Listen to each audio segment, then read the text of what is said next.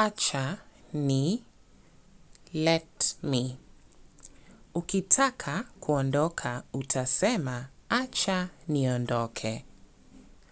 Ukitaka kujua wakati utasema acha niangalie kwenye saa. Na ukitaka kumaliza kazi kwanza utasema nini? Weka jibu lako kwenye comments. Acha let him or her. Kama una shughuli utasema acha aende, nina shughuli sasa. Kama una wakati utasema acha aingie, nina wakati. Na kama utakuwa na wakati baadaye utasema nini? Weka jibu lako kwenye comments.